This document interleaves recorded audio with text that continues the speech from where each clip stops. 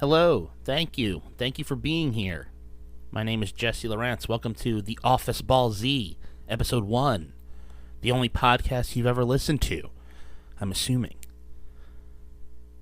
This is going to be a great time. I'm super excited to get this going. I'm just a huge fan of both The Office and Dragon Ball and wanted to bring them together in a way that has never been done before, because why would it be?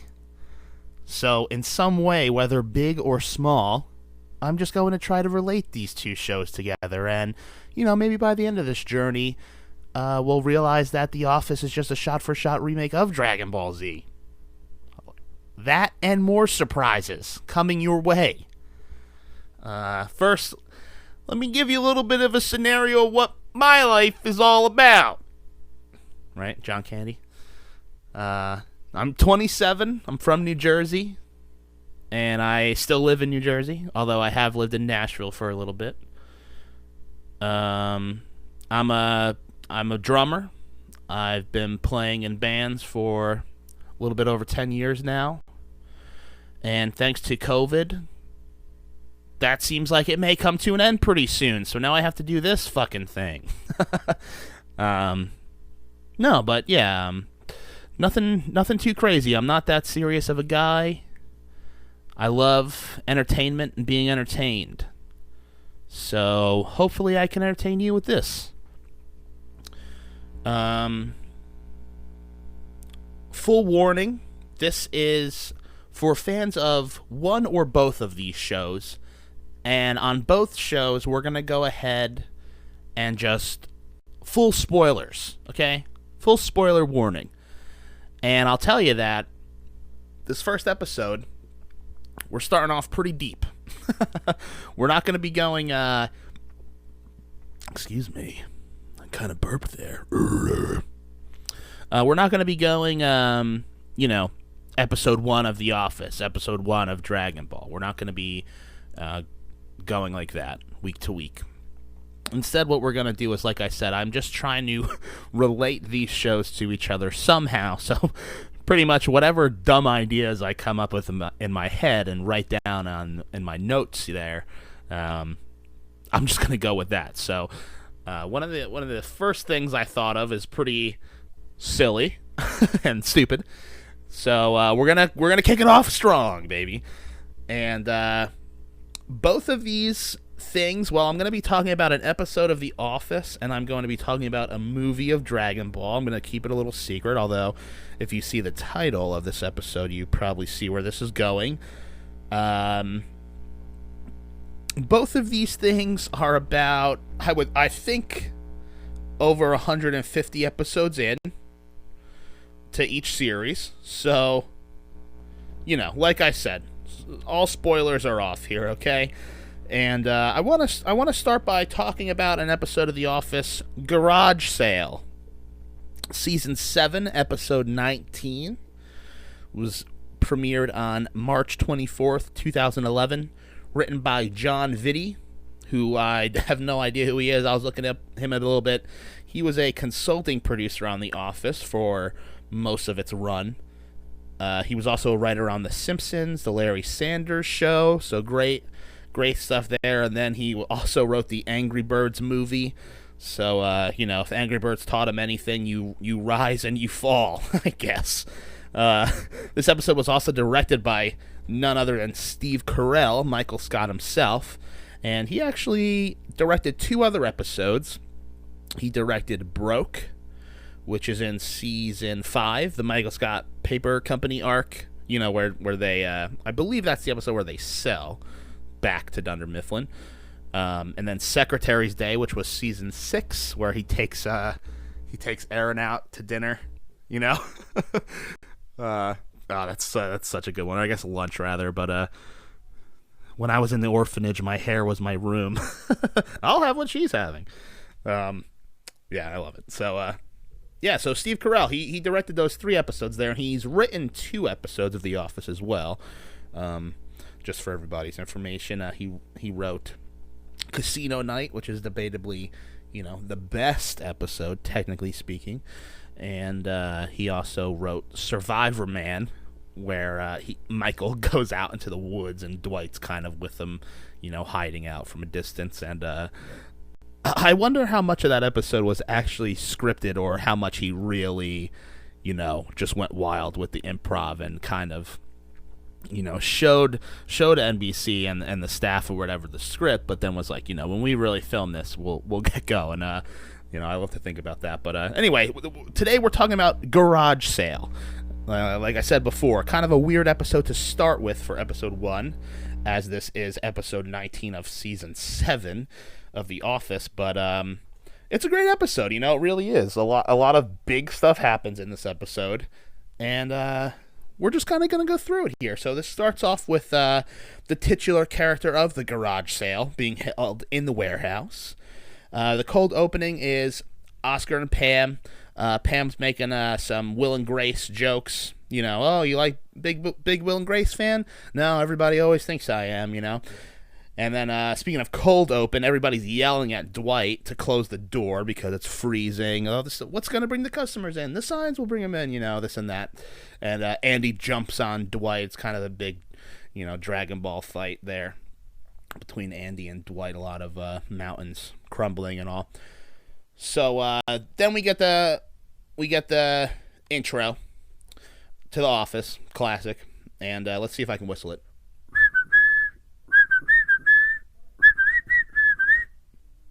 Snuck in a little Dragon Ball intro there, but also that whistle was probably terrible. My friends will love to hear that one there. They give me shit all the time for how terribly I whistle. But I have practiced every day for about, the past 3 years or so. I've gotten actually a lot better. But, so, the episode starts off, and we get Dwight.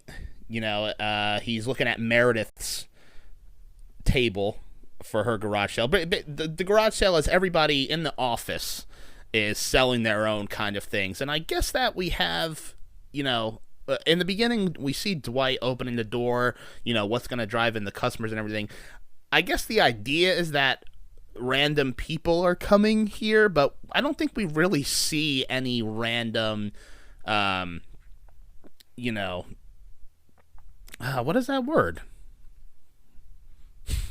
Whatever, random actors, background actors. I can't think of the word there, but oh well, whatever. I don't think we ever actually see anybody random in the garage sale. I think we pretty much just see Office cast members. But anyway, so Dwight is standing there at Meredith's table, and he says, "Oh, he says, hey, your sign's a little crooked here. You need a thumbtack." And, not so fast. And then he goes, "Schrutes are farmers by hobby and traders by trade." So Dwight sets up this whole thing here where he's going to start with a thumbtack and try to trade his way up and get the best thing in the garage sale. So what he does is right off the bat, we see him trade Meredith the thumbtack for a used candle.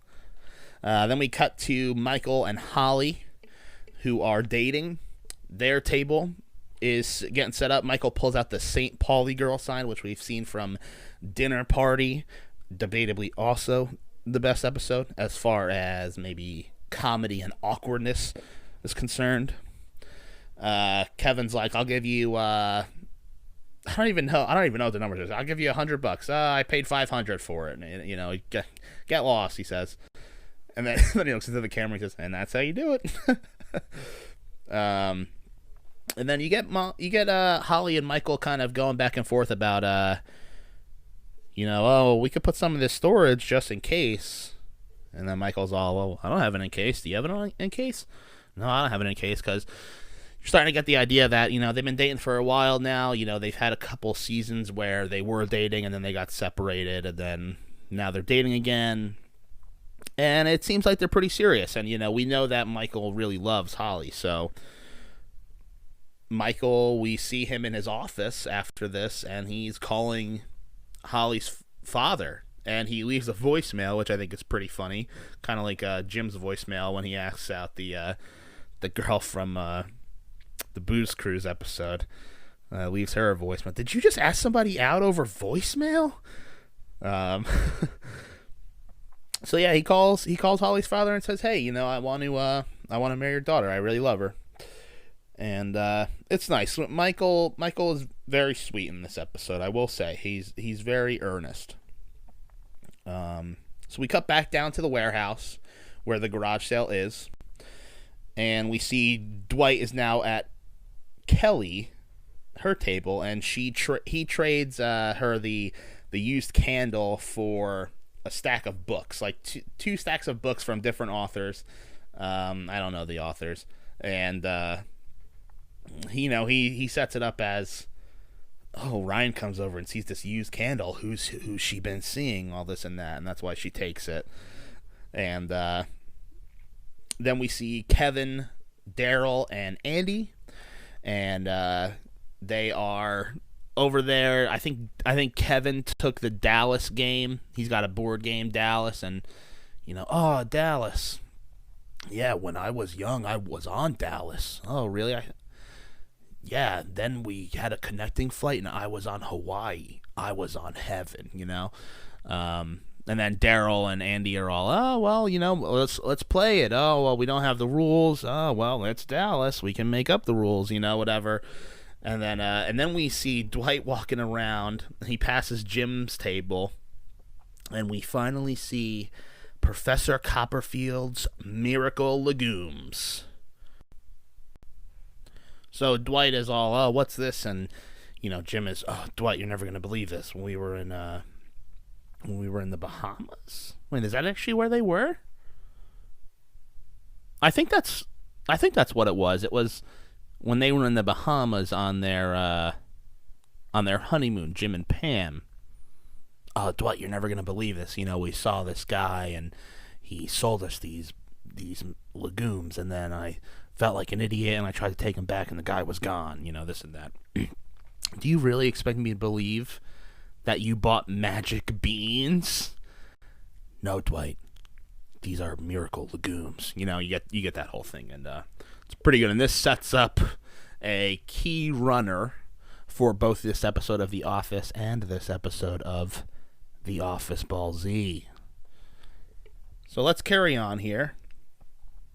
We then have Holly up at her desk in the annex, and she is talking to her mom. And actually she's talking to her dad, and she's all, oh, my friend Michael called you. Oh, I think I know what he wants to ask, this and that.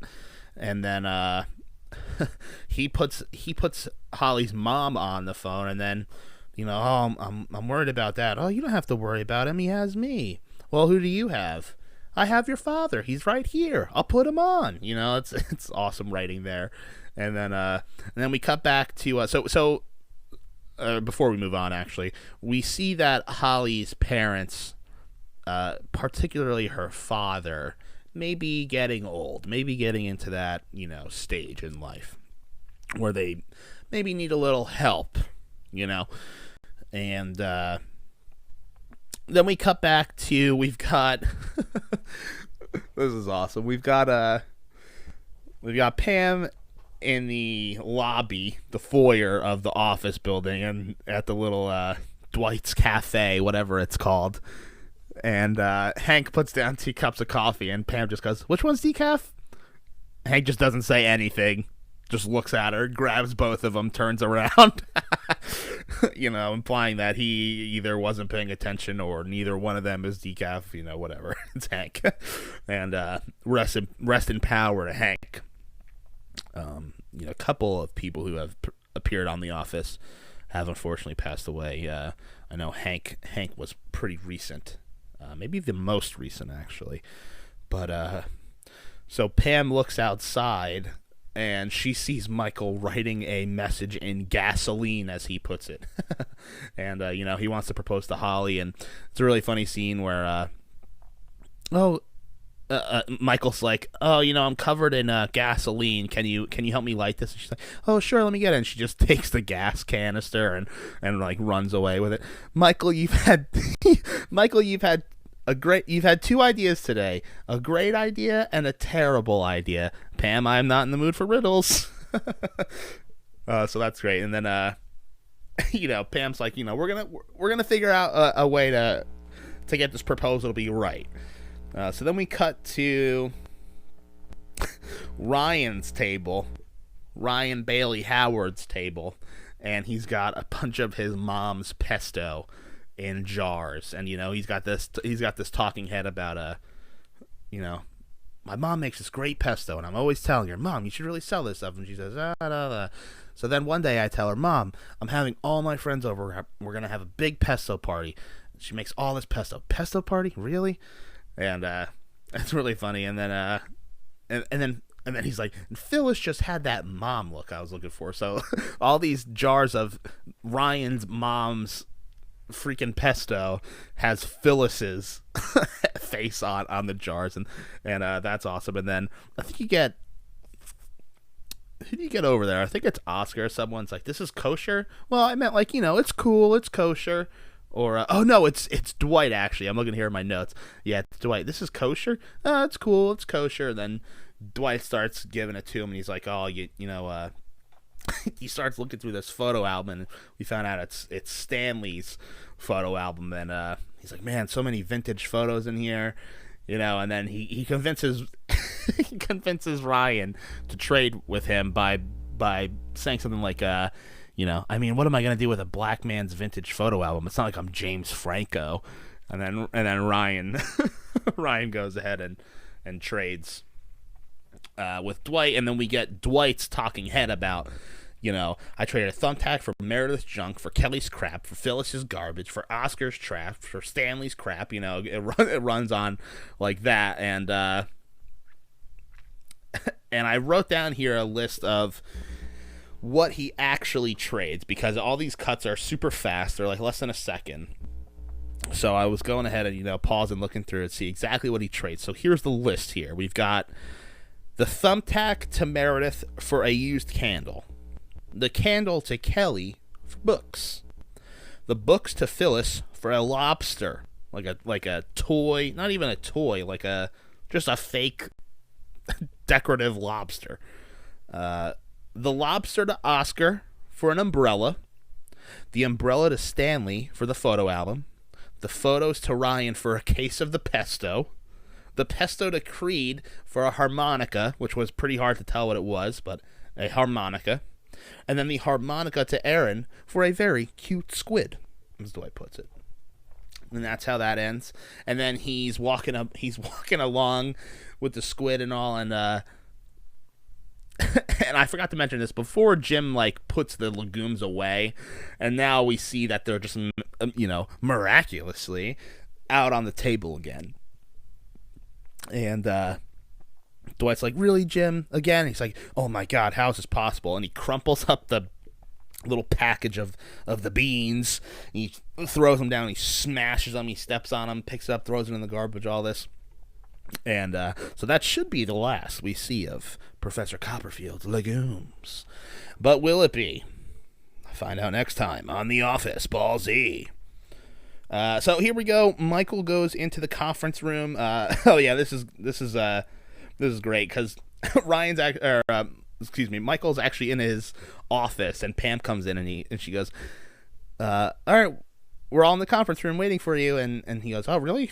For what? And she goes, oh, you called the meeting. He's like, oh okay, and then he just walks in. He goes, all right, I would like to talk to you today about recycling. And then he's like, he's just gonna make anything up.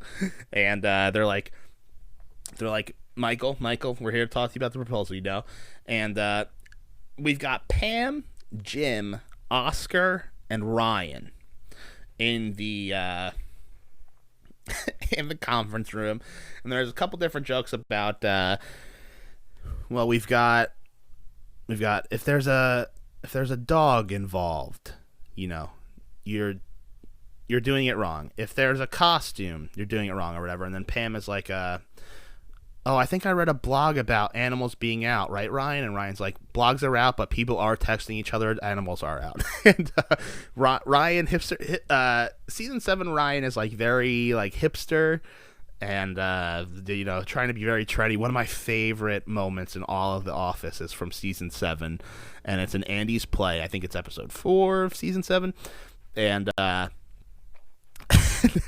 and they're at Andy's play, and Kelly says to Ryan, "What time is it?" And Ryan just turns on his iPad, and it's a giant manual clock with no numbers on it. it's just some of the best visual gag I've ever seen. So you got stuff like that, and then Michael pulls out the ring. Holy shit! They bleep it out. You think she's gonna like it? Oh, she's gonna love it. She's gonna love it. I saved up 3 years' salary. Oh, and there's also I get a corpse. I throw it off the top of the building, and the head falls out. This leads to me saying, "I lost my head when I fell in love with you." Just great shit. Also, I've just messed up my notes, so please excuse me.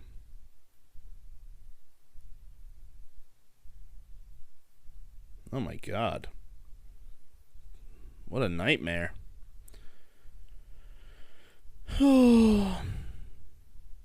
Whatever, we're leaving it. Double it. Okay, so we are back. Apologize about that. So we cut back to Daryl and Andy and Kevin playing Dallas. And Daryl and Andy just keep making up rules. Daryl uses a card. That's from the Game of Life. Well, that's not fair. Well, that's Dallas, We get the whole "that's Dallas" line, which is key. Remember this, folks. This is One Piece level foreshadowing here. So here's something. Then we cut to Ryan and Oscar at Ryan's table, and Ryan is like, Oscar's like, "Ryan, where'd you get this picture?" And he has a can of salsa with Oscar's face on it. And then it cuts to Ryan saying, "My mom also makes the best salsa." So he's got all these cans of salsa with Oscar's face on it, just like Phyllis is on the pesto. And here's the interesting thing. After this, we have Holly talking to Phyllis about nursing homes and, how do you know when it's time to take your parents to one? And, you just know, and this and that. And it's a nice moment between Holly and Phyllis. And then Phyllis is like, "I have a box of bras under the table if you want to take a look." And then it goes back to the conference room where Michael, Jim, Pam, Oscar, and Ryan are. Now, here's the weird thing. Everything I just read to you basically goes down. I mean, it goes down faster than I've portrayed it here. Pretty much all happens within 2-3 minutes of each other, where we go from the conference room with Jim and Oscar, Ryan, Pam, Michael, right? Oscar and Ryan are there. Then we see them playing Dallas. Then we see Oscar and Ryan at the garage sale table. Then we see Phyllis, and then we go back to the conference room, and Oscar and Ryan are there again.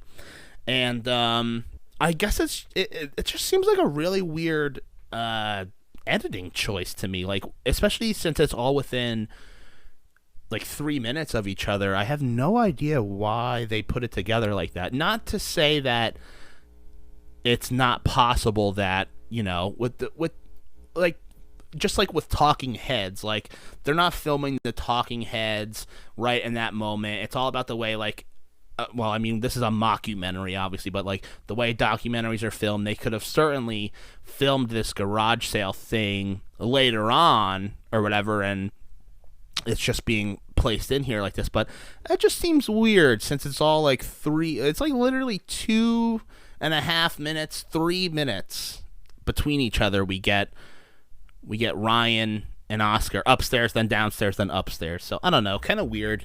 I only noticed that on, like, my 13th fucking time of watching this episode. Probably more than that, honestly. No, definitely more than that. I was going to say 30th, but I said 13th like a fucking idiot. But, all that aside, we are back to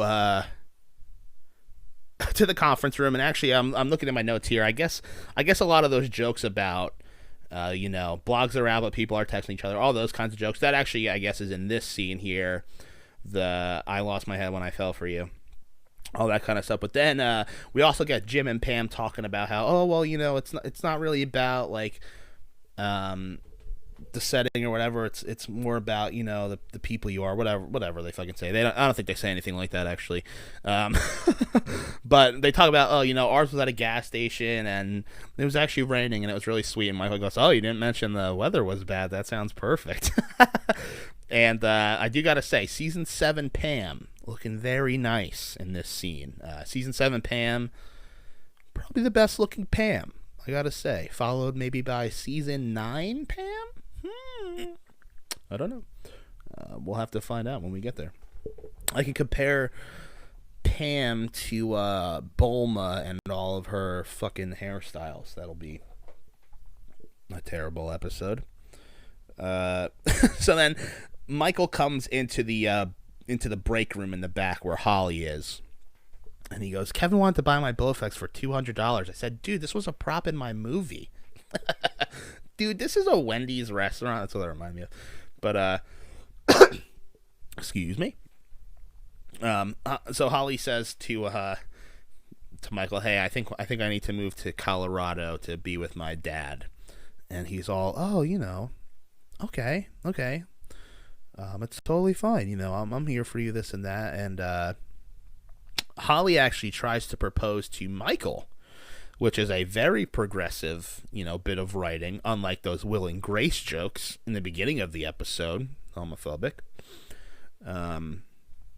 But while she does try to propose it, no, shut it, and then he just walks away and should have burned this place down when I had the chance. Then we cut to Dallas, the Dallas game again, and they're all arguing, and this is honestly kind of a dumb runner. It's not that bad, but I guess seeing it so many times and then critically studying this episode as I so astutely did, it I don't know, just seemed kind of corny, I guess, cheesy. I don't know, something about it. But it does have a great ending here with Kevin, kind of freaking out, and then they all look at the pile of money and it's all gone. And Kevin, I am never playing games with you guys again. And then it cuts to him outside. He's got all the money. And that is Dallas. So there we go. The foreshadowing has paid off. Dwight is walking around with a telescope with a price tag of $150 on it, I've noticed. And we see that the legumes have miraculously reappeared, or miraculously. Woo, reaching. You'll get there. So Dwight says, you know what? Fine, I'll take them. And he goes to walk away, and Jim just goes, leave the telescope.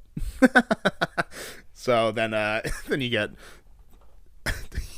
Dwight talking about, I started with a thumbtack and traded my way all the way up to a wonderful telescope, which I traded for beans.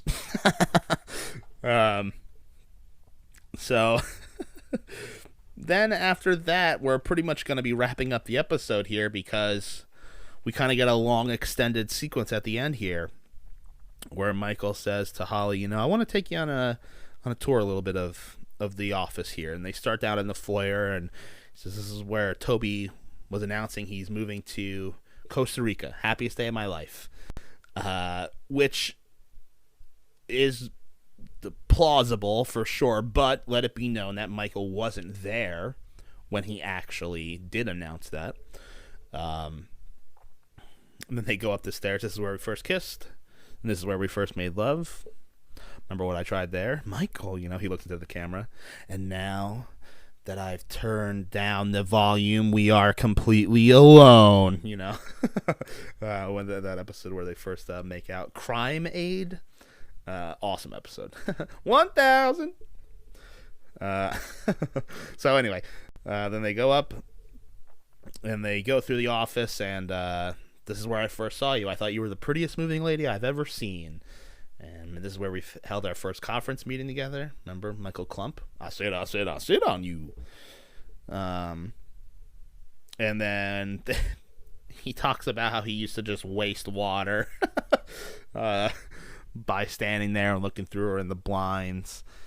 And it's sweet, they're having a sweet moment, and then he says, well, let me take you through here. And they open up the kitchen door. Everyone's standing there with the candles. And he's like, this is where our love takes its truest test, or whatever the fuck he says. And they walk through, and everybody's, Holly, will you marry me? It's like Jim, it's Stanley. That man has more than he can handle already. Angela, that's hot. I'd pay to see that. Gabe, easy no. Oscar, that marriage would be a sham. Ryan, only one I was worried about. And I just did that off the cuff. And then they walk into the back room, the annex, and there's just candles everywhere. It's honestly really sweet. It looks really nice. And they sit down on the floor by her desk, which is a callback to one of her first episodes where they are building a chair together, and they do this Yoda voice. Or she's sitting there and she says like yoga, and then he does the Yoda voice. I can't remember what he says, but he goes, Yoda. And she says, pass the wrench, you will, or whatever. And that's one of the first Michael Holly moments that we get. So then it's kind of, wrapping up here, full circle. They sit down, Holly, will you marry me? Or whatever. And that almost sounded like Kermit. But, marry you, be will I, or whatever she says. She totally messes it up. And then actually I think before they even do that, all the sprinklers just cause completely irreparable damage to this entire office. And it's just ridiculous. And why didn't it start earlier? These candles have been burning and burning and burning, and now the fountain start. This show sucks, it doesn't make any sense. No, but it's a super sweet moment. I love it, and everyone comes in. They're all clapping. Everyone's super excited, and as fans of the show, we've been wanting something like this for Michael for a long time. For seven seasons, 19 episodes, we've been watching this. So, and then Michael says, we're moving to Colorado. All of us? Yep. He just says yep. And the episode pretty much cuts right there, and then we get the tag, the ending of the episode, in which we see Dwight watering 5 flower pots, obviously where he's planted the legumes. And we see him planting them, we see him watering them, and he walks away, and Jim is kind of peering, through the warehouse door. He's looking, and then as soon as Dwight walks away, Jim rolls out this flatbed with 5 other pots with plants that are over 2 feet tall already, and he's gonna place them out. He does a little Irish kick, and it's awesome, because this has been an episode long prank on Dwight that has finally paid off. And I was thinking these trees of Dwight's remind me of something else. Dragon Ball fans, these tree of Dwight, maybe the tree of might. Yes, let's get into this Dragon Ball portion of the episode. I'm talking the Tree of Might, the Shinseiju, the Tree of Godly Might, as it were in Japanese. This is Dragon Ball Z Movie 3. The Japanese title is A Decisive Battle for Earth. This premiered July 7th, 1990 at Akira Toriyama The World Expo. I think also there was a animation of Pink, which is a Toriyama story, and maybe a Dr. Slump thing. but I don't think that's true. But I know that there were three things shown off that were based on Toriyama's works, and this is the Dragon Ball Z one. And this was written by Takao Koyama, who wrote all of the Dragon Ball Z movies up through Plan to Eradicate. Not Plan to Eradicate. Although he did write that as well, and he wrote up through Yo, Son Goku and His Friends Return, which was 2008, I believe. And he was also one of the chief writers of Dragon Ball and Dragon Ball Z, if not the chief writer of the series, the television series. Obviously, the manga and the main story that the anime is based on was written by Akira Toriyama, or Toriyama Akira, however you'd like to say that. So yeah, I mean, again, a weird episode, or I guess this is a movie to kind of do this first episode about. But I'll say, when I was a kid, I loved this movie so much. It was seriously awesome, and not even that I like watched it a ton, but I know that when I saw it, the few times I did, it was always like upper echelon DBZ in my head, you know, like I always loved it. And in doing some research for this, I found out that this first aired in America as the 3 episodes in the Namek arc, which I did know about that, and how that worked. I think it was between American episodes 44 and 45. Now in America, I think about 13 episodes got cut out of Dragon Ball Z for very fucking dumb, you know, censorship reasons and all that kind of stuff. It was just a different era back in the 90s. I'm talking 97, you know. So, but this was aired as 3 episodes in the Namek arc. It was during the Ocean Group dub.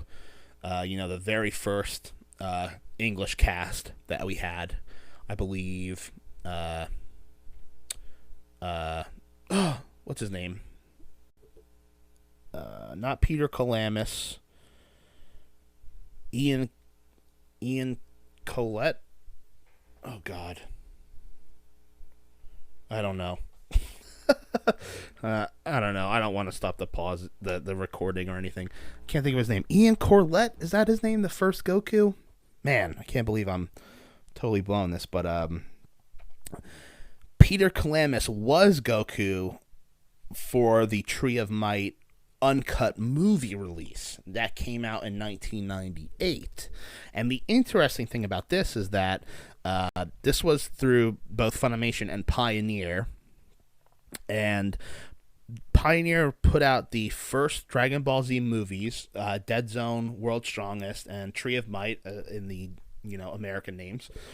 When they put those out, the script was very close to the Japanese script of the movies, and also the music was the original music as well. So you didn't have the English music that you know, a lot of us who grew up with Dragon Ball Z on Toonami and stuff are used to, like the very synth heavy Bruce Falconer scores, and the other guy, Alan Johnson, maybe. I know his last name was Johnson. He was another one of the main composers on Dragon Ball Z in America, but none of that was here. It was the Japanese music, which is amazing. I mean, if you're listening to this and you've never watched the Japanese version of Dragon Ball and Dragon Ball Z, I gotta say, it's much better. That's it. No. Nostalgia aside, now I've loved Dragon Ball Z since I was a kid, and it was one of my favorite things growing up. And you know, like I said, I'm only 27. When Dragon Ball came out in America in 97, or even those first 13 episodes of Dragon Ball came over here in 95. I mean, in 97, I was 4 years old, so it's not like I really knew any better about, oh, well, this is uncut and this is censored, and the script changes, yada yada yada. I didn't really know any of that stuff until like middle school, I would say. So when you're growing up, you don't know that kind of thing. And if you were a fan of Dragon Ball back in the day, and you kind of have this image of the English version, and you haven't watched it in a long time, I've got to tell you, it might be pretty disappointing, because the music is one thing, it's not bad. It certainly is nostalgic for me, but it sounds very 90s. It's very like hard synth rock or something. It honestly is a little cheesy, early 2000s as well. And the English script, a lot of people don't know that it's really bad. It just is, Nostalgia aside, you gotta look at the facts. It's bad. And as a 27-year-old man, I am not loving Dragon Ball again and diving into the series like I have been for the past, 2.5 years or whatever.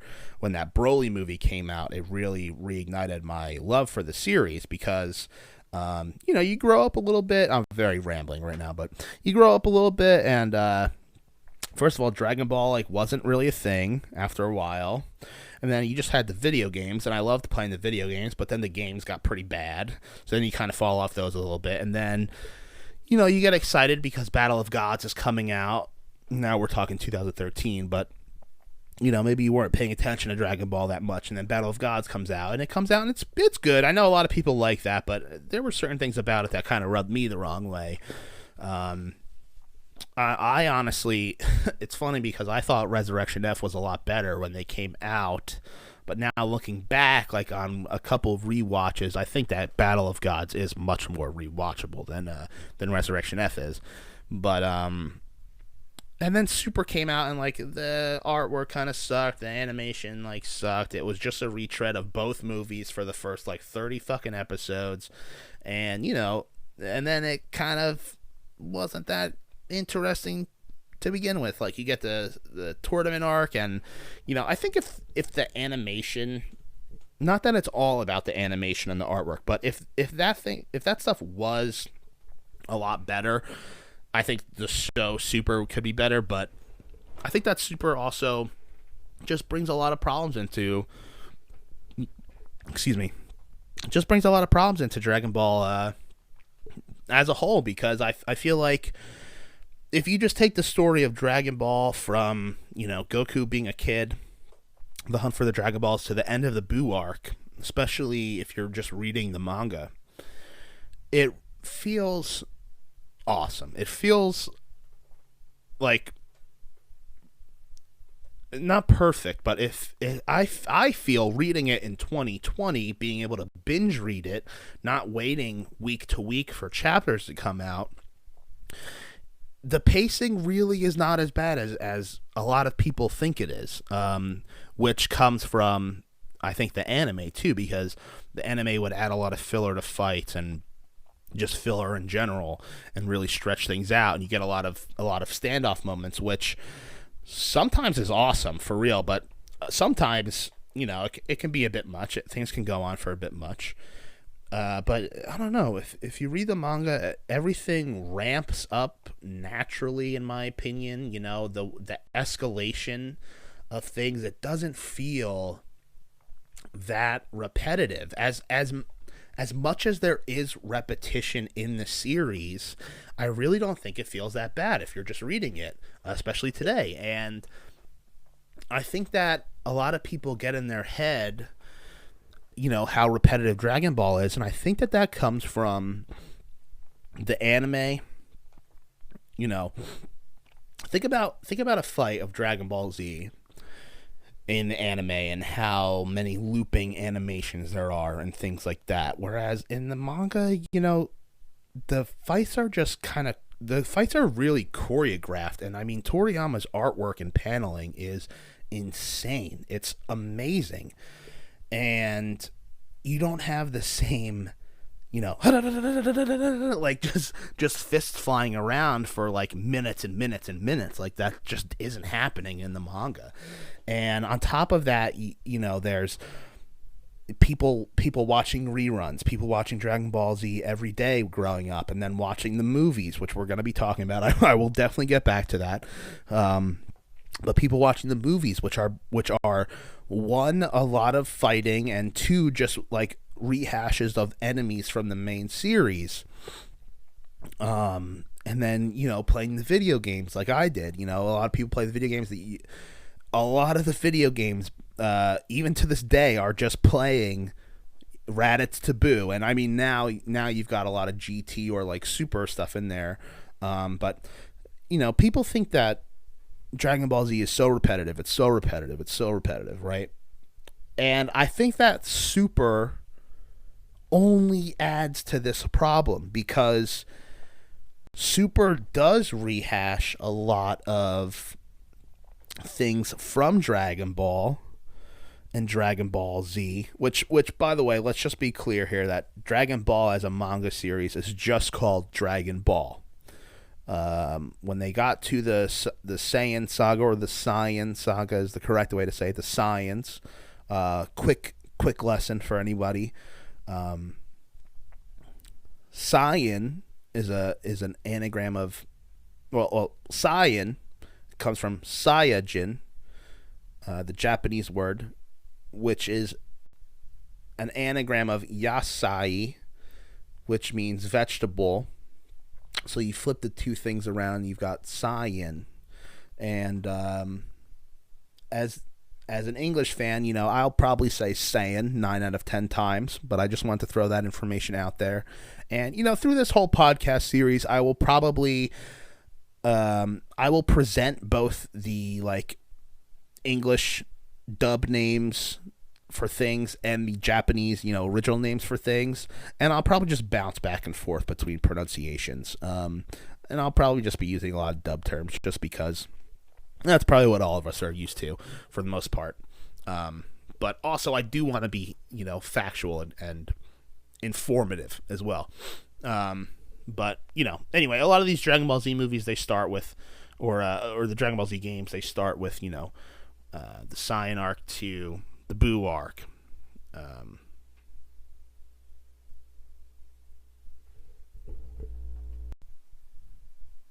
No, I'm sorry, not the games. I was talking about the manga. I apologize.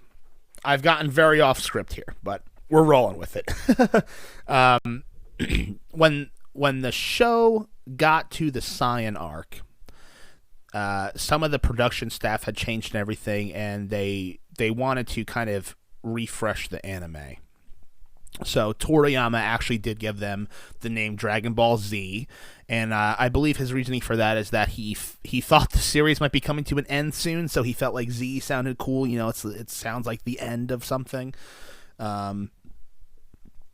So he gave them the Dragon Ball Z name for the anime, which ran up through Boo. However, in the manga, it's just called Dragon Ball. And a lot of times when I refer to Dragon Ball, excuse me, that's what I'm thinking of. I'm thinking of, jeez, I need a sip of water over here, y'all. That's good. Yeah. So when I talk about Dragon Ball, I'm pretty much talking about Kid Goku to Boo. If I refer to Super or GT, I'm going to call it Super or GT. And the main thing I was getting on here is that Super rehashes so much from Dragon Ball and just keeps adding and adding. And, now we've got different colored hair for Super Saiyan instead of just the Super Saiyan shit. And the new Moro arc was going so fucking cool, and now it's pretty much the Cell Saga, which is like, I can't even believe they did that, but it's pretty much just the Cell arc, and which is fine. It is what it is. It's probably the best part of Super so far, at least in the manga. And actually, the latest chapter of Goku versus of Moro, perfected Ultra Instinct Goku. I really enjoyed it for what it was. I thought the artwork was awesome. I thought the paneling was awesome. It gave me old school Dragon Ball vibes, even though it is the same thing. Like I was trying to explain this to my buddy Evan. I texted him. I was like, dude, the new Super Chapter was awesome, and then he like was pretty much unimpressed by all means, and I was just like, dude, like, but Super sucks, so like this is awesome. You know what I mean? And we'll talk about Super more, but anyway, man, what the fuck was I talking about when this whole thing even started? I don't know. Forget it. Let's get into this movie, huh?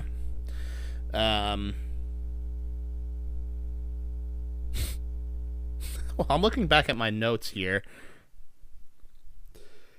I know. I was talking about the dub. I was talking about the dub changes and all this.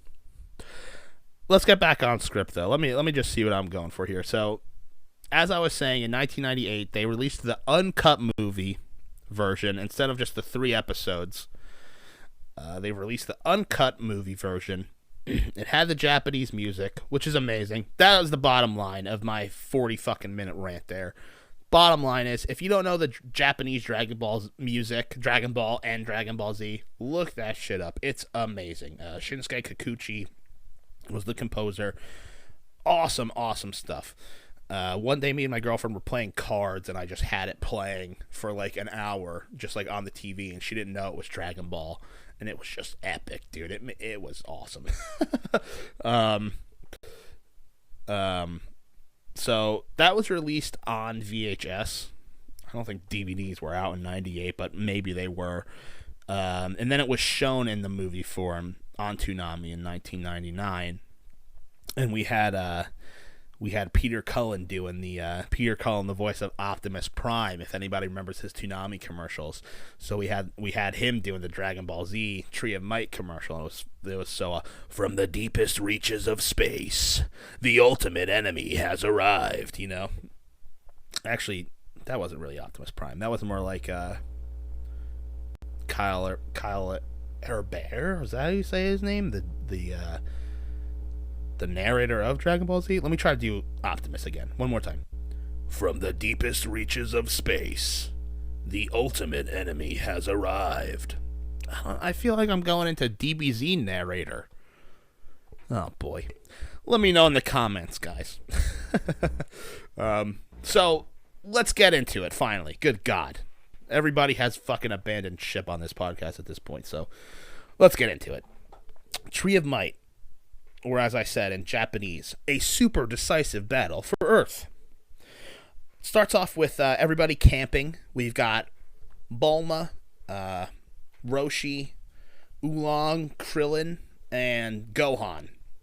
Now, going back to the Japanese names, things like I said, Bulma, That's pretty much the only name I'm probably going to call her. I don't think I will ever call Bulma Buduma or something like that. Krillin, his name in Japan is Kuririn. I do like that name. I love Krillin. He's an awesome character. I'm looking at my little toy I have of him. I particularly love Krillin in Dragon Ball when he's young, especially when he first shows up. The artwork that Toriyama drew him with is really funny looking. Just like very round, very shiny head, always like a big shine spot on his bald ass head. Great stuff. Master Roshi, that is his name in English, but in Japan his name is actually we don't really know his name, we just know a couple titles of his. A lot of characters in Japan, they actually just have a title rather than a name, kind of like Ox King isn't necessarily a name, right? And in Japan, his name is Gyumao, which means Demon Ox King or Demon Cow King, something like that. Fortune Teller Baba, her name is Udanai Baba, which means Fortune Teller Hag. Baba is not a name. And the same kind of thing happens here with Master Roshi, because we think that's his name, but actually his title is Muten Roshi, which means like heavenly martial arts master, something like that. And then his other title is Kame Sennin, which means turtle hermit or turtle sage. I've seen it described, but I'm pretty sure turtle hermit is the agreed upon vernacular. But so I just wanted to throw that out there. And then Gohan, of course, we have Son Gohan, Son Goku, Son Goten. Their family name, Son, which we don't get in English at all until Dragon Ball Z Kai when Goku says it when he's turning Super Saiyan, which I like, but is kind of weird. I wanted to say this too about Dragon Ball Z Kai. They went ahead and okay. So first of all, this AI, you see AI, that's an I noise. I think all the time in Japan, or at least most of the time. Okay, I don't speak Japan by any means. I don't speak Japan. This is America. No, I don't speak Japanese. And so bear with me, obviously, on my pronunciations of things, but I'm trying, and I try to understand it and learn more about it. And so King Kai, another example of a name who's more of a title, because in Japan his name is Kaio-sama, which means like Lord of the Worlds. And Kaio means king. So Kaio-sama means like Lord, King of Worlds. Because Kaio, the O at the end, means king. And so right there we've got Kai, King Kai, right? Kaio-sama. That and Dragon Ball Kai, that same AI sound is in Kaioken, which they got the character's name, King Kai. They got that right, but then they named his move Kaioken instead of Kaioken, which is the correct thing, and they changed that for Dragon Ball Z Kai. The English dub, they changed to Kaioken. And by the way, I won't go off on a rant again, but Dragon Ball Z Kai, if you have to watch an English version of the show, please watch Kai. The script and the voice acting, much better. Excuse me, I'm so burpy. Pathetic. This will never get picked up by Earwolf. And Saiyan. Again, back to Saiyan. Now, since in Kai they changed Kaioken from Kaioken to Kaioken, I really wish they just went all out and changed it to Saiyan and Super Saiyan and all that, because then we could all be on the same page. But instead, there's a lot of people, and I get it, that would have been much more of a change than Kaioken. But yeah, they should have changed it. But yeah, I don't know, whatever. So let's get into it. So everybody's camping. Yeah, let's get into it now that I've had another 10-minute rant after saying let's get into it. Welcome to Jesse's world, bro. So we've got Gohan looking awesome. I actually have it written here in my notes. It says Hogan. I guess that was a autocorrect, but we've got Hogan, Son Hogan, looking super dope. He's got this huge fucking backpack and has a little camping hat and all this shit. He looks great. And he starts unloading like all his luggage. Chi-Chi sent him away with a ton of stuff. And we see like this spaceship crash and starts a wildfire while everybody's sleeping. And Krillin and Gohan, they go out there and they're like putting out the fires with wind blasts. And unless it's ki blasts, but I feel like they're just kind of throwing wind around. And, we see, first of all, this looks really nice with everything catching on fire. So the Dragon Ball Z movies, that's where a lot of the production money went, as opposed to the show. The movies generally look a lot better than the show. So, generally, I'm saying. So, this looks really nice. We see a lot of animals like running through the forest, or running away through the fire and all that. And they do have success in putting the fire out. And here we are introduced to Haya Dragon. Now, Haya Dragon has been translated into English as higher dragon, as in high up in the sky, and also higher dragon as in for hire, like, band for hire or something like that. And I believe that is what they were going for in Japanese, because I've read that this word haya, it kind of is like vehicle for hire, and pretty much how Gohan kind of rides on this thing. And it's similar to a character that was in Toriyama's manga before Dragon Ball called Dr. Slump. There was a character in there called Taxi Dragon, who looks pretty similar to this, and it was kind of the same idea. They would ride the dragon around. Dr. Slump was very gag heavy. It was a gag manga completely. So, Taxi Dragon was just kind of a gag. I don't believe that Haya Dragon was designed by Toriyama. He's not in the manga at all. He's in 3 movies.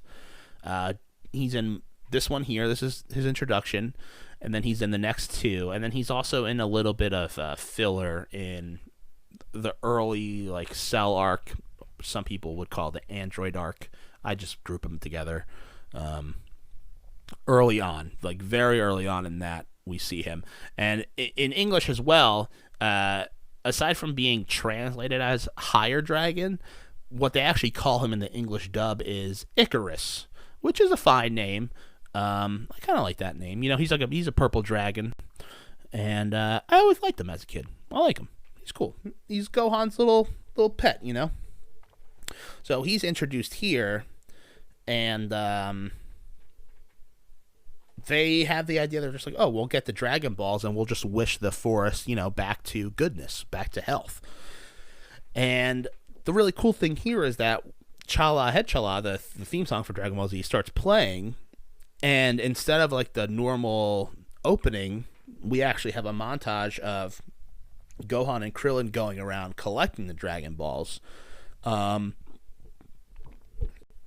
only bad thing about this is that it makes it seem like it's so fast, which I guess happens towards the end of the series anyway, but they get these Dragon Balls so fast, and then they go back, and just everything's I don't know, the deer are all standing exactly where they were, I guess, and no time, it seems like no time has passed at all, yet they've gone around the whole planet looking for Dragon Ball. So that's kind of a weird that's some weird passage of time, kind of like Oscar and Ryan in the fucking garage sale before that we were talking about. One really sweet detail in the opening too is that we get Gohan running from the dinosaur, that classic shot, but we get that with him running with a Dragon Ball, because they're hunting the Dragon Balls and all. So that was great.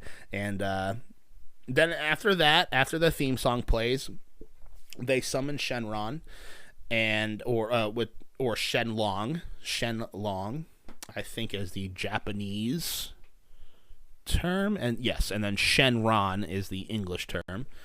Shenlong means dragon god, I think, something like that. We get that opening shot, if you guys remember the Rock of the Dragon. That first shot is the forest burned down, and fucking Shenlong is there and everything.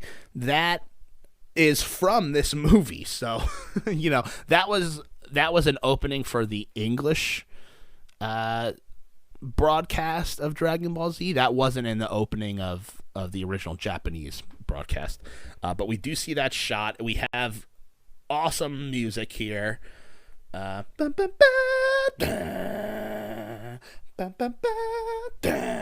Awesome stuff. That comes back later in the Frieza stuff. This movie came out actually, I think, between episodes 55 and 56 or something in Japan, which I think is maybe around Vegeta fighting Frieza, maybe, or not even, maybe Ginyu Force stuff. No, I think it's more towards the Frieza fights. But yeah, a lot of the music that would go into the show would come from the movies. Like, music would go from the movies to the show. I don't think music, outside of, like, obvious stuff, I'm talking about, like, the iconic stuff here. I don't think that music would go from the show to the movies. I think that new music was coming through the movies. So we get that song. There's another song that we're going to get later on that's kind of like the I think it's like Goku's song when he comes out from training in the 100 gravity, pod, the spaceship, and that song's there. And then I think it's again in the hyperbolic time chamber, the room of spirit and time. Anyway, god damn, I'm rambling over here, man. The Office stuff, I wasn't too rambly, but then I got to Dragon Ball and I just went completely haywire. So, hey, I hope you're still with me. I hope you're enjoying it. I'm gonna keep it on track from here on out. I promise, guys. Pinky promise. So we get Shenlong comes out, and Higher Dragon like kind of flips out and goes to attack him, and then I think with his mustache, because Shenlong has like a huge like wispy mustache, I think he like flicks it at him. I couldn't tell what it was. I wasn't imagining it was his tail, but it seems like it could only be his tail or his mustache. So I'm assuming it was his mustache, and I think that's the only time Shenlong ever tries to attack somebody. Maybe he should have tried against fucking Piccolo Daimao before he was wasted, but that's a conversation for a different rant. So yeah, they wish for the forest to be restored. A simple matter. That was a terrible Shenlong voice, but whatever. So the forest is restored. Then we find out that spaceship I mentioned before that started this whole fire wasn't a spaceship at all. It was actually like this small little transponder spider robot thing. And it's booping around, it's crawling around and everything. And then we see the real spaceship. And it's a group of 5 dudes in like, call it the Saiyan armor, call it the Frieza army armor, whatever. I'm probably just going to call it the Saiyan armor. That's how we first knew it. We see 5 dudes in that armor, and they are talking to Tullus-sama. And all we see of Tullus, again, Sama, the honorific ending there, Sama meaning Lord. So Tullus, Tadesu, Tullus, a pun, an anagram of the word lettuce. So Tullus. In the English dub, he is called Turles. I didn't even remember. Turles. I'm just going to call him Tullus, though, because Turles doesn't really get across the lettuce pun. It gets across the 90s Americans thinking that everything they're fucking saying it with an R is an L pun. So anyway, all we see of Tullus so far, though, is pretty much Piccolo's cape. Like, it looks like Piccolo's cape. That's all we see, with the big shoulder pads. And he says, the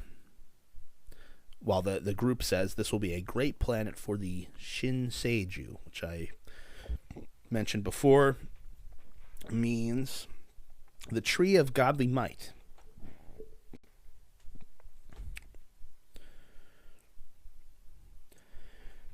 So we go back to Earth, and we see Gokon, everybody's favorite fusion. We see Goku and Gohan having a breath holding competition. They're in like a metal barrel filled with water over a fire, and the hot tub, and they're having a breath holding competition. And Icarus actually sneaks up on Chi-Chi, and we see Goku down there tickling Gohan. It's pretty funny animation. And then Chi-Chi like reaches down there to try to get them to help, and she just starts tickling Gohan a lot, and it's pretty funny. Gohan like fucking loses his mind. It's hilarious.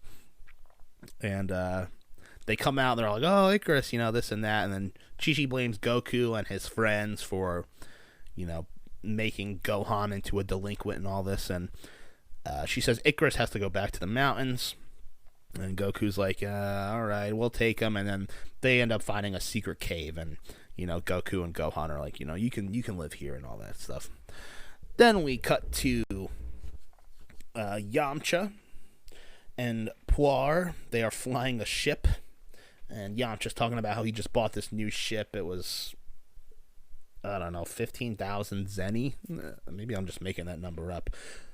No. He says, it was a 15-year loan. That's what it was. A 15-year loan he took out to get this ship. And then we see Tullis's crew is on Earth now, and a big orange guy with a ponytail and spiky shoulder pads.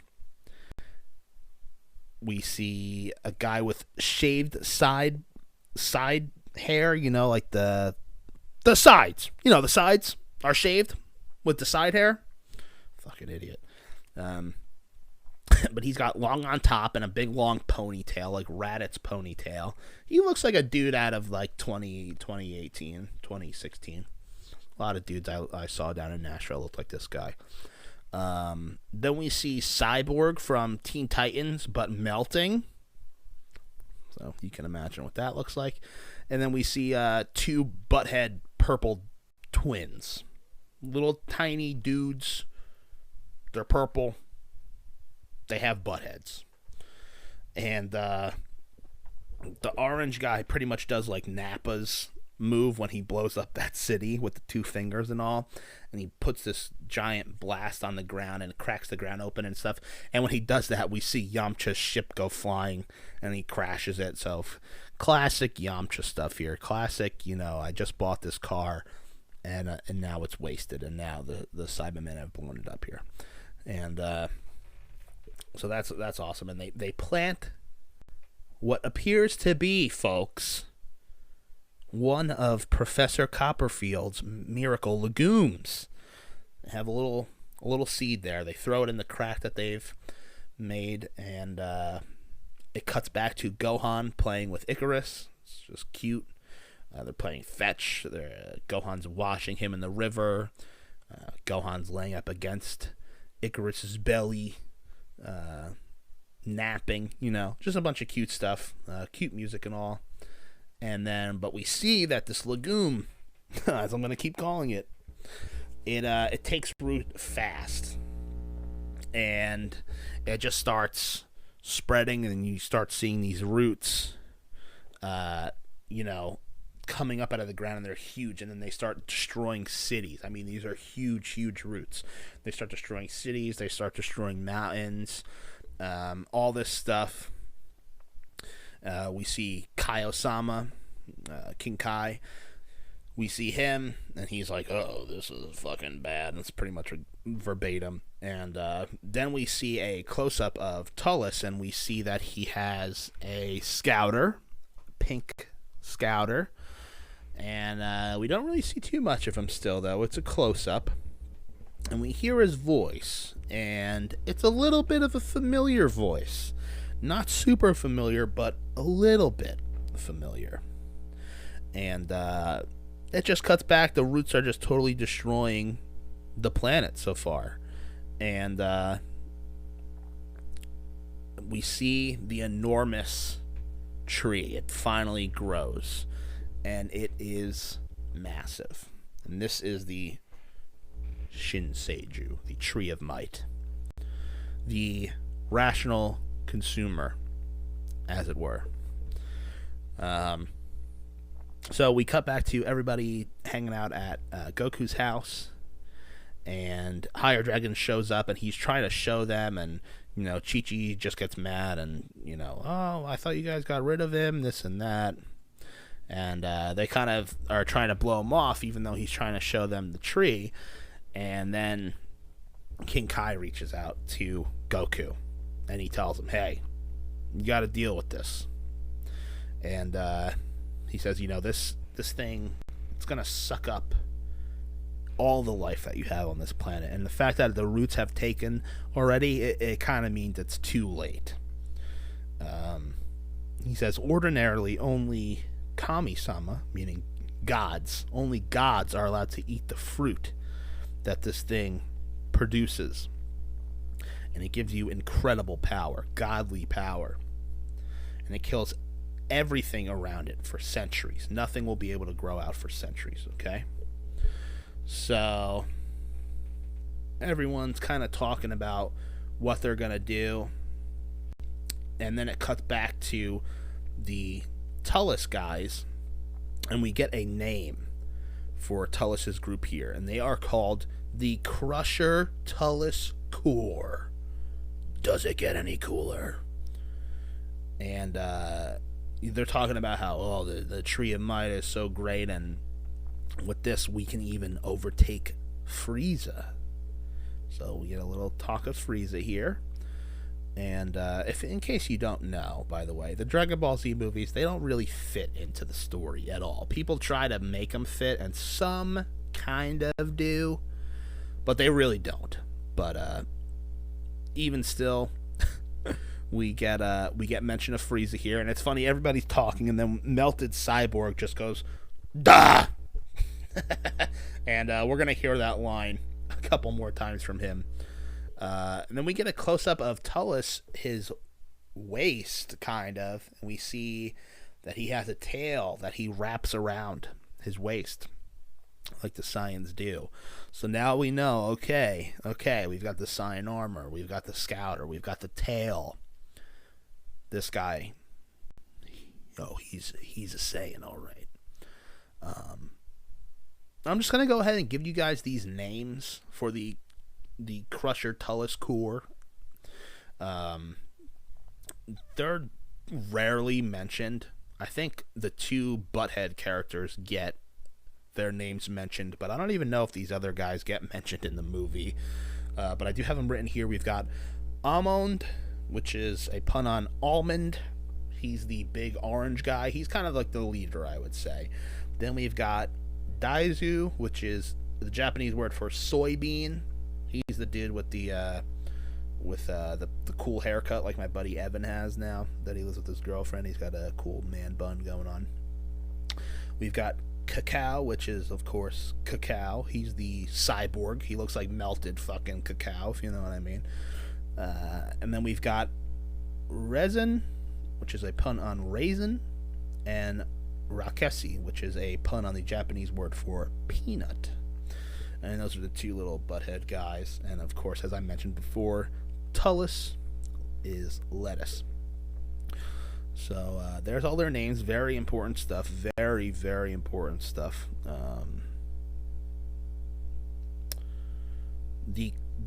Yeah. The Clark and Plop of fucking Dragon Ball. No, so we cut back to Goku and the Dragon Team, the Z Fighters, Earth's Mightiest Warriors, whatever they're called. And Goku has this great plan. Get ready for this. Blow the tree away. Hey guys, what if all of us just take the tree and push it somewhere else? So they actually they go for this. That's funny because I paused the movie to write down that his plan was blow the tree away, and then a few minutes later I resumed the movie and they go for it. They go over to the tree, and we've got Chaozu throwing his Dodonpa. We've got the Kikoho from Tenshinhan. We've got 3 Kamehameha from Yamcha, Krillin, and Goku. And guess what, guys? It didn't work. It didn't work to blow the tree away. So they see the bad guys, and then we see Gohan meet up with Higher Dragon as well. And we start fighting. We just go for it. So Ten and Chaozu fight Resin and Rakesi. We've got they're doing an okay job, but then they start kind of running away. We've got Yamcha versus fucking Cyborg, and Cyborg turns into Iron Man, and he he like uses these jet boosters on the front of his body to slow down. So it's hilarious because Yamcha and this guy are like they're like flying down. Yamcha goes behind him, so then he kicks on the jet boosters because he's like, no way, dude, I'm not losing to Yamcha. Kicks on the jet boosters, slows down. Yamcha then goes in front of him, and then Cyborg guy just speeds up again and boom, crashes Yamcha into the ground. It's so pathetic. I mean they never give Yamcha anything good to do. And then Goku chimes in. He's fighting Daizu, but he tries to kind of help Yamcha a little bit. We've got Krillin throwing a Destructo Disc at Almond, but he just like spins like a fucking Beyblade or something and just throws the Kienzan out, the Destructo Disc. He just throws it back. And so they're having a pretty hard time. But we do see everybody using their specialty moves like Tenshinhan, Tien. We see him use the Taioken, the Solar Flare. Like I said, we've seen the Kienzan, the Destructo Disc from Krillin. Yamcha actually does the Sokidan, which I think is called Spirit Ball in English. You know, it's like that little ball that he controls with his fingers. Always a really cool game in the or always a cool move in the games. I like that move. So yeah, even though everybody's using their specialty moves, it's not going too well. Gohan shows up to help Chaozu. He uses the Masenko, which he learned from Piccolo, of course. The what does that mean? Demon wave. Masenko, demon blast. I don't know. Demon beam. I don't know. Demon something. Demon Junior, which would be a cool band name. Don't steal it. I call it. And then after Gohan helps Chaozu, we finally see Tullus show up. He kind of shows up behind Gohan. And Gohan turns around and he's, Otosan? Father? Because we see that Tullus looks damn similar to Goku. And I gotta say, guys, I just want to take a minute to talk about Tullus's design here, because now we don't have the Piccolo cape. We only see the Piccolo cape early on in the movie when he's on the spaceship still. Once he appears on Earth by the tree, it's just the Saiyan armor. But just hear me out, okay? His basic design is Goku. He's got Goku's hair, but it's shaggier. It's like pretty messy looking. So we've got Goku. His skin's a little bit of a pale gray color. Goku in the Saiyan armor with the big shoulder pads, with the Piccolo cape, with the pink scouter. I mean, is there anything fucking cooler looking? I gotta be honest, guys. I love the design of Tullus. A lot of people give it shit for looking exactly like Goku. And I think there's even some lines in the English dub about how they're cousins or brothers or something stupid, which isn't the case at all. In Japan, all they say is that,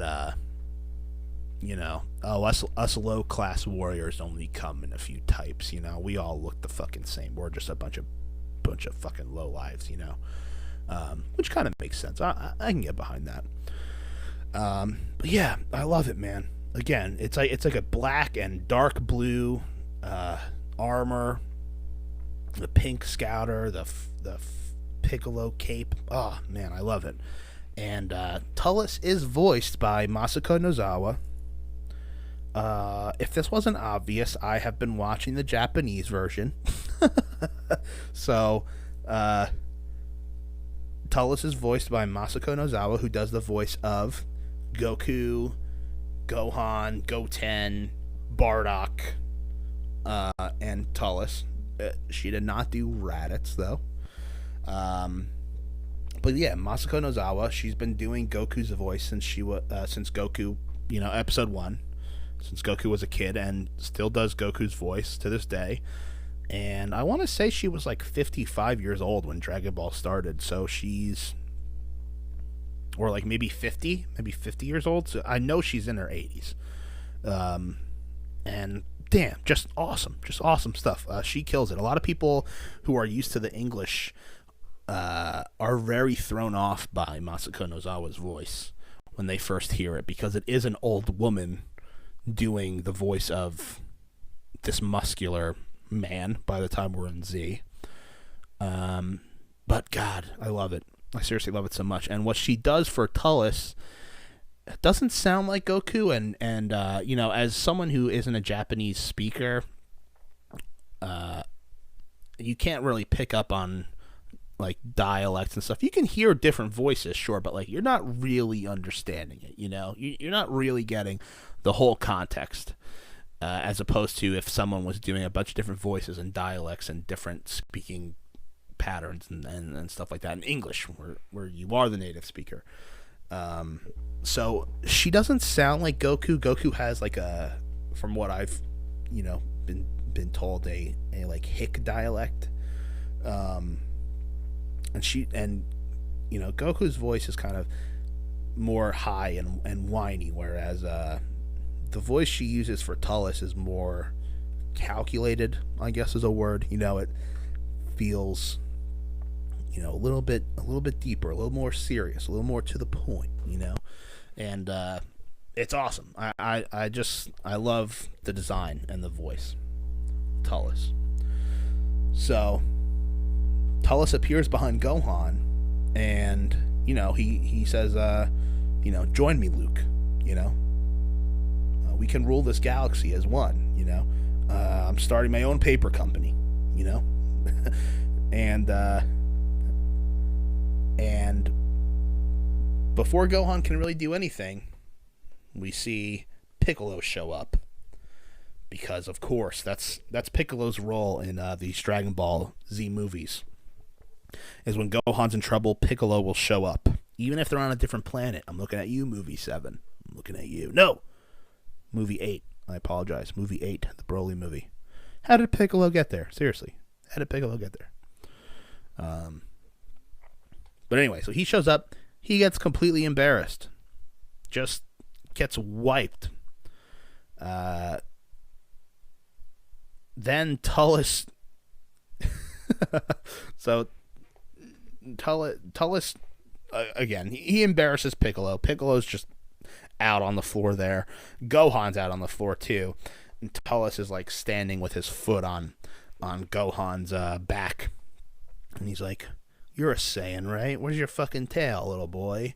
And as soon as he says that, Gohan's tail just is willed into existence. It just grows back miraculously.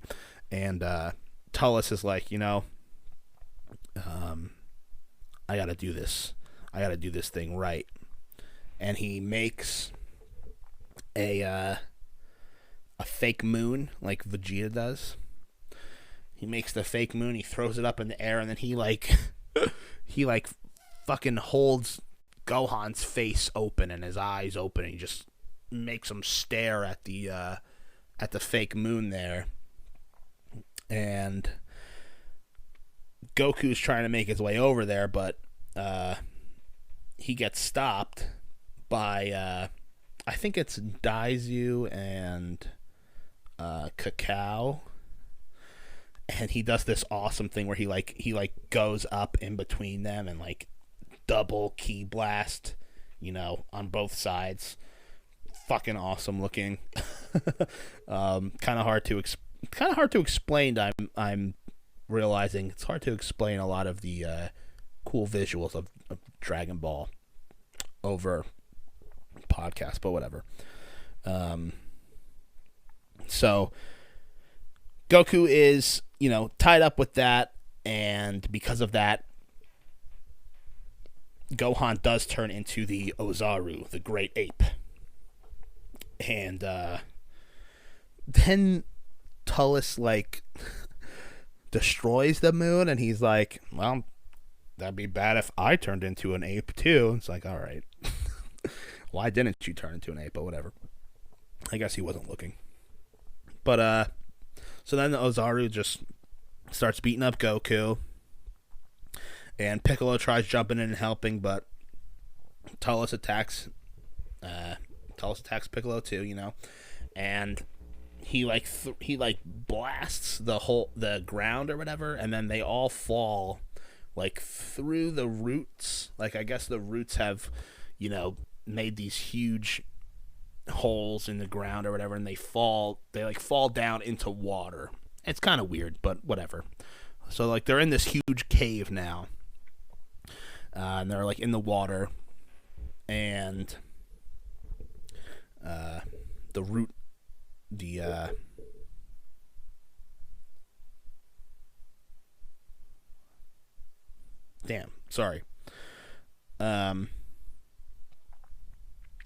so they're down there, and it's Tullus, Ozaru, and Goku, and then Higher Dragon shows up, and Goku is being crushed in Great Ape Gohan's hands, and he's screaming, and Gohan's looking at him, and he's thinking, I'm crushing my father. But then Higher Dragon shows up, and Gohan thinks, I like this guy. I remember this guy. It's Icarus. And then Gohan just starts playing with fucking Higher Dragon. It's all right. I guess you didn't care about your father. But, whatever. I guess there's the Goku versus Piccolo debate here about who really is Gohan's father figure. But, so yeah, that's funny. And then while this is all happening, Goku and Tullus argue about the Saiyan nature versus being Earthlings, and how, Goku and Gohan are Earthlings, and stop calling me Kakarot, and all this stuff. And Tullus is like, yeah, we'll see about that. We'll see if he's not a Saiyan. Boom! Fucking blasts Higher Dragon. Gohan rages out. He's still the great ape and all this. And then Tullus makes this awesome beam. It's animated so well. He has his hands in front of his chest, and he makes a square, and then it turns into a big circle, and he holds it over his head, throws it down this giant circle, kind of like the galactic donuts from the Gotenks thing, and throws it down, and Goku is like, no, and he throws a disc, but not the Kienzan, just a different ki disc, and it cuts off Gohan's tail, and Gohan turns into a little kid and just goes through the ring beam, rather than getting hit by it, because he shrinks down and stuff. And then Goku runs and catches Gohan, and Goku's just like, he says to Gohan, I don't know if I can protect the world, but I will protect you, and I will defeat Tullus. And then it cuts to theme parks and cities being destroyed and all that. I think it's kind of weird that I guess the roots are still just spreading throughout the whole planet. Maybe that makes sense. But all this time later, we still have some footage of cities being destroyed, and like I said, a theme park being destroyed and all that. And then it zooms out on a brown Earth, and it's pretty cool looking, man. It's pretty cool looking.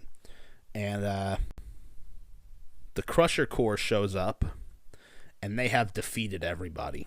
So we didn't really get to see them defeat everybody, but they have.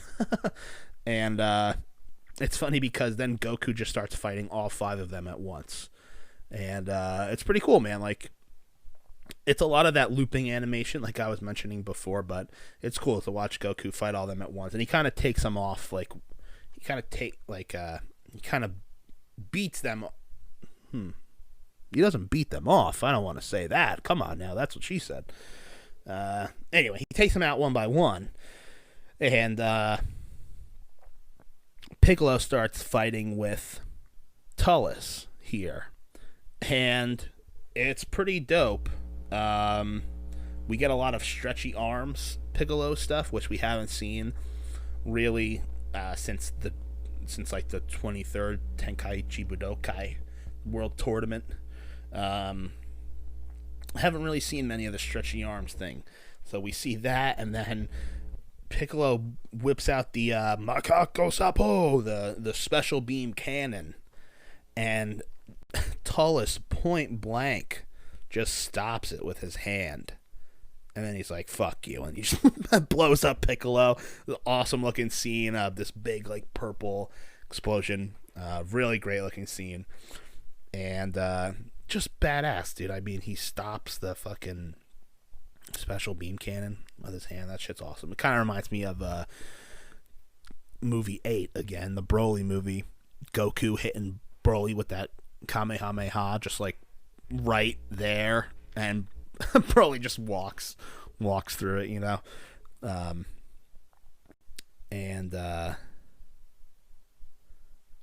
Even though Piccolo loses there, we see that Goku does beat the Crusher Corps, though, the other 5 losers. And Tullus says, join me. And you know, he's been eating the fruit. He says that he's been repeatedly eating the fruit. So I don't know if I've ever caught that before. Although we see him eat multiple fruits a couple times, but I guess the implication is that, like, they've done this to a bunch of planets, and, like, he's been eating a bunch of fruits. I guess like, going into this viewing, I thought you could only eat one, but he says this line, and then we actually do see him eat like 2 or 3 throughout the movie. So, you know, he says this great line here: the difference in our power is that of heaven and earth. And then it just goes around. We see, you know, a bunch of different shots of nature, of the planet dying. Everything's brown. There's a cool shot of flowers that shatter like glass and like blow in the wind. Pretty cool. But then we got Goku saying, hey, forget it, man. I'm glad to be an Earthling, you know? I'm glad I'm not a sign like you are. I'm glad I'm not you. You know, I'm glad I hit my head when I was a kid, he says. And so they start fighting. They go up the tree. And it's kind of hard to explain if you haven't seen it, but like, I guess they're just making it work, you know? So like there's like this room in the tree. Like, you can go up into it, and there's a room there, and that's where all of the fruit grow. I don't even know what the fruit are called. I don't have it written here in my notes. I don't think they've been called anything. Probably in a guidebook or something. But they go up there. They're fighting up the tree. They get into the room. Tullus eats a fruit, and he's just fast as hell. Bam, he whips across the room, hits him, knocks him down, and then we get a really cool shot of like a bunch of beam volleys. You know, a bunch of wisping around beams from Tullus hitting Goku. Goku's getting destroyed here. He goes Kaioken times 10 and still gets destroyed. And he actually gets the knee to the gut and then the double axe handle to the back. But he's like right above a root, so he doesn't like go flying down into the ground. He just double axe handle right into a root right there. And then Talus just boom, boom, boom, boom, boom, boom, boom, boom, boom, just key blasts at point blank, just ripping them apart. And then it just gets pretty somber, and we get a lot of shots of Talus like going back up into the tree, and I think he eats another fruit here, and we get Goku just like laying there looking completely cut up and defeated. And then we get the classic everybody has telepathy, which does happen in the series, particularly with Goku. I think once he meets Kaio-sama, he like learns telepathy. But then like everyone in the movies, especially, I keep bringing up movie 8, but like, and at movie 8 is the same thing. Like, I feel like everybody has telepathy. I feel like that's not really a thing in the original manga and all that, but everyone starts talking to Goku, and they're like, hey, you know, we're still here, we're still alive, you know, they didn't kill us, we're still alive, we're here, we've got some energy, you gotta hit him with the Genki Dama, the spirit bomb, as it were. And this is where we get that other song I was mentioning, where it's like the room of spirit and time song. Just awesome music in this movie and in the whole series. I'm telling you guys, I'm telling you fucking folks out there. So the Dragon Team, they come up, the Z Fighters, whatever you want to call them, they come up and they start fighting Talus while Goku gathers the energy. And you know, it's the classic spirit bomb speech of, you know, the land and the sea and the animals, give me your energy, whatever else. And it's a small spirit bomb, like the one he uses against Vegeta, not like the big one that he uses against Frieza or Boo at the end, like that. It's a small, like, handheld one. Because that's really all it was, I think, at this point in the series anyway. But he throws it at Talus, and Talus just blasts right through it. He throws a bigger ki blast right through it. And they actually explain here that the Genki Dama was weak because the Earth is dying. I actually thought that was a really good detail, because at first I was like, damn, like, all right, they're making Talus like really powerful, I guess. But I thought that was really cool, of the detail of the Genki Dama being weak because the Earth is, you know, fucking dead. So then we get a lot of we get a shot again of the tree, and the visuals in this movie are really cool. I know I'm doing a bad job of explaining that, but you know, the tree is huge, and its branches are like way above the sky, and it makes the whole sky dark. And then there's like these big vines that just hang down. And man, if you've never seen it, just look up the Tree of Might. Just do some ask.com image results for the Tree of Might, and you'll see what I'm talking about. You'll get the Ian Corlett ask.com. I think that is his name, going back to that from before. I think it's Ian Corlett, the first voice of Goku. Anyway, so we are getting to the end here. So Talus is eating more fruit, and again, after he hit him with the Genki Dama, it was kind of like everyone was wiped out again. You know, like Talus beat off the Z Fighters. He fucking blasted the spirit bomb back, and you know, hits Goku with his own ki blast. So Goku's out for the count here, and then he starts seeing the light, but not the light of death. No, the light of the Shinseiju. Excuse me, I kind of sucked. I said myself. You know what I'm saying. So the Shinseiju doesn't talk, but it's pretty much like communicating with him and saying like, hey, I'm gonna give you my energy, you know?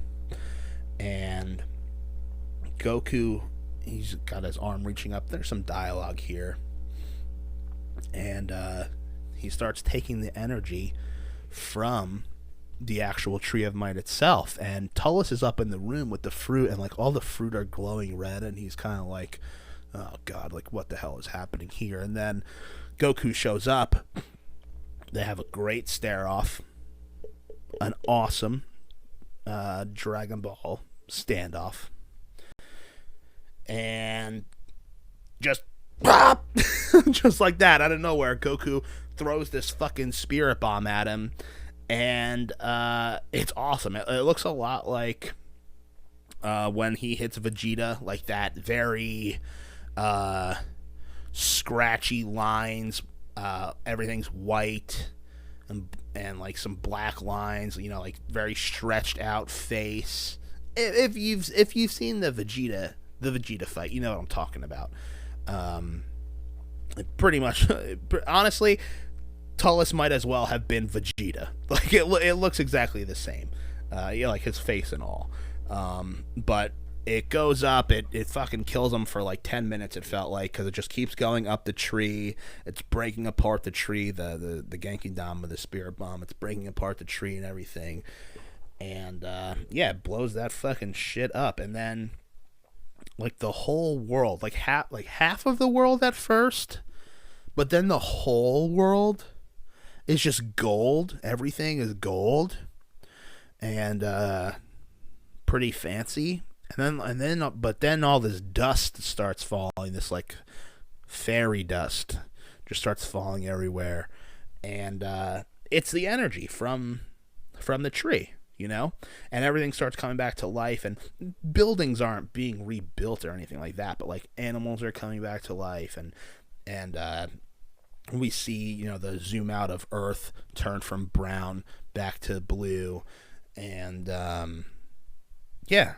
It's great, and Kyle explains that this works because, you know, oh, well, the tree sucked up the energy from the earth, so then the earth's energy plus the tree's energy makes even more energy to go back to the earth. Whatever, some dumb shit like that. And we get some shots of nature, and then it just ends. Everybody's back to camping. Same crowd as the beginning of the movie. We've got Gohan. I think Goku might be here this time. You know, Oolong, Roshi, Bulma. Just back to camping. Back to business. Business as usual. Business, right? Bo body. Bo body. Yeah. So that's it. I mean, that's the Tree of Might, and I think talked about it for longer than it actually fucking is, which is horrendous.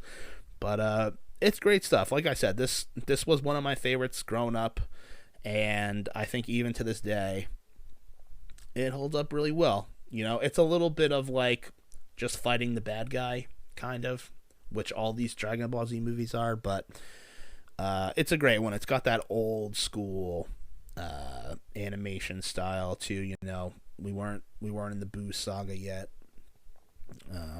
so it's kind of got that old Saiyan arc look. I mean, it's the Frieza arc, but it's got that old look. And yeah, the ending theme is a bop, as the kids, well, these kids would say, a bopper, kids bop. And yeah, I think I have held you here long enough. I truly apologize for being so rambly, especially in this Dragon Ball portion. I was getting very lost in my notes, but whatever. I hope you had fun. I had a lot of fun. I had more fun than I thought I would. It took me a couple takes to get started, and I was feeling a little nervous. I was feeling a little worried, but this was good. I definitely want to do some more episodes. I have a lot of stupid ideas, and I hope that everybody sticks around. So, hey, if you like what you hear, give me a 4-star Dragon Ball rating. And no, do reach out to me somehow though. I don't know. I'd love to talk to you. I gotta, if this keeps going, I'll make some more accounts for random people to talk to me at and whatever else. But yeah, I think that's it for this episode. Tree of Dwight. Not sure how to wrap up. Kamehameha, that's what she said. Ugh, I don't know. Thank you. Goodbye.